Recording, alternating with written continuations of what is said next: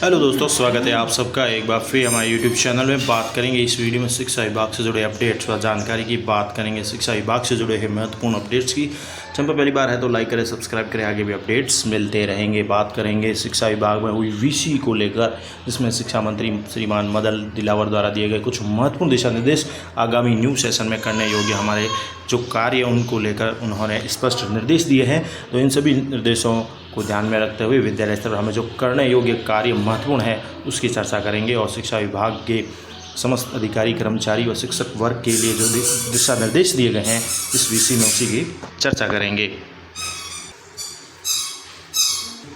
सर्वप्रथम बात करें तो वीसी में जो दिशा निर्देश दिए गए हैं शिक्षा मंत्री के द्वारा विद्यालय स्तर पर करने योग्य कार्य में, तो सर्वप्रथम है कि प्रत्येक विद्यालय में 10% नामांकन वृद्धि सुनिश्चित करना तय करना है आपको कि आपके विद्यालय में जो भी है तो नामांकन वृद्धि करना है। अनामांकित बच्चों को ज़्यादा से ज़्यादा विद्यालय से जोड़ना है, यानी विद्यालय में 10% नामांकन वृद्धि करना है। दूसरा है 6 से 18 वर्ष तक के हाउस होल्ड सर्वे का ऐप के माध्यम से सर्वे ऑनलाइन करें। आपको बताओ तो H2H यानी हाउस होल्ड सर्वे जो चल रहा है और ये ऑनलाइन ऐप भी है प्रवेशोत्सव का, तो उसके माध्यम से भी हमें इन बच्चों का सर्वे करना है, वो ऑनलाइन करना है। जैसा कि विषय में दिशा निर्देश की बात हुई। इसके साथ ही ट्रांसफ़र वाउचर के विद्यार्थी हैं, स्कॉलरशिप के हैं, उनको समय पर आगे फॉरवर्ड करना है, बच्चों को भेजना है ताकि समय पर उनको किस्त मिल सके। इसके साथ ही जो दिशा निर्देश आए हैं उनमें है 10 जुलाई तक 100% पुस्तकें वितरित हो, यानी कि जो पुस्तकें अगर आपके विद्यालय पे पहुंच जाती है तो जल्द से जल्द बच्चों तक पहुंचनी जरूरी है। और इसके साथ ही शाला दर्पण पर प्रविष्टि भी हमें करनी है और मुख्य रूप से 100% जो है वितरण होना जरूरी है।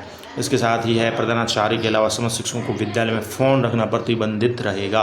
ये भी बड़ा अपडेट रहेगा कि इस बार जो है ये, जैसे कि पहले भी बयान आ चुके हैं शिक्षा मंत्री के, कि मोबाइल फ़ोन है वो केवल संस्था प्रधान का, प्रधानाचार्य का ही ऑन रहेगा। बाकी विद्यालय में फ़ोन जो है शिक्षकों का जो फ़ोन है वो प्रतिबंधित रहेगा।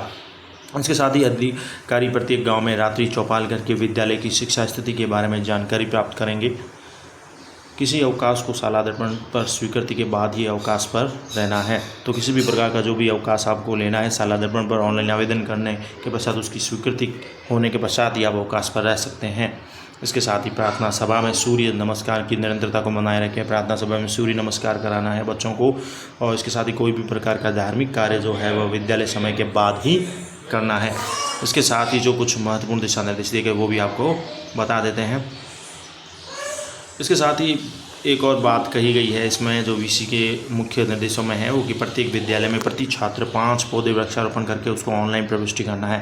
यानी मुख्य रूप से वृक्षारोपण पर फोकस रखा गया है, जिसमें ज़्यादा से ज़्यादा विद्यालय में पौधारोपण होना जरूरी है। कम से कम नामांकन के बराबर जितने विद्यार्थी नामांकित हैं हमारे विद्यालय में उतने तो होने ही चाहिए, उससे एक्स्ट्रा भी हो तो अच्छी बात है।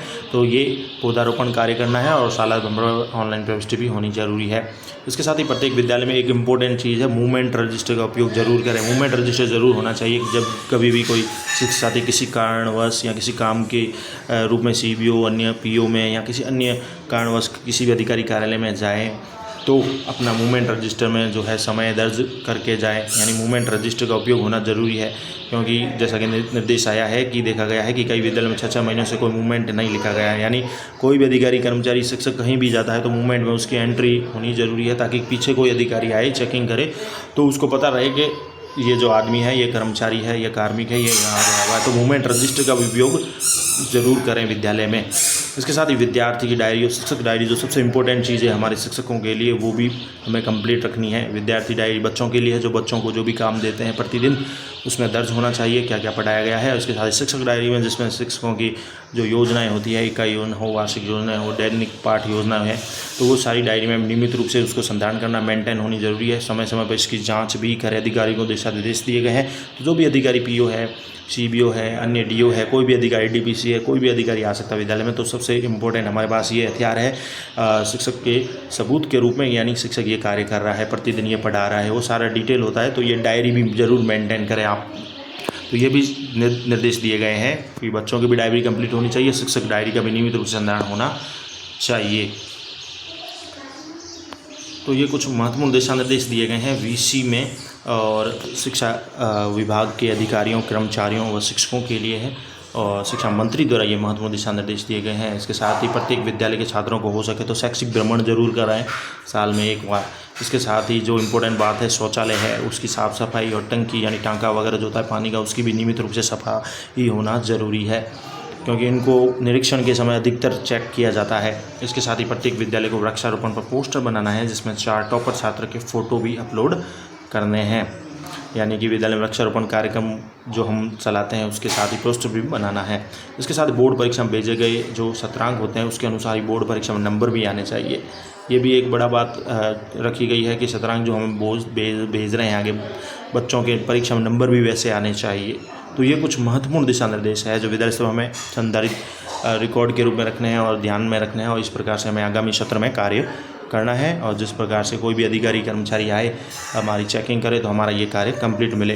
तो ये शिक्षा विभाग के कर्मचारियों के लिए महत्वपूर्ण दिशा निर्देश थे जो वीसी में दिए गए शिक्षा मंत्री द्वारा। धन्यवाद।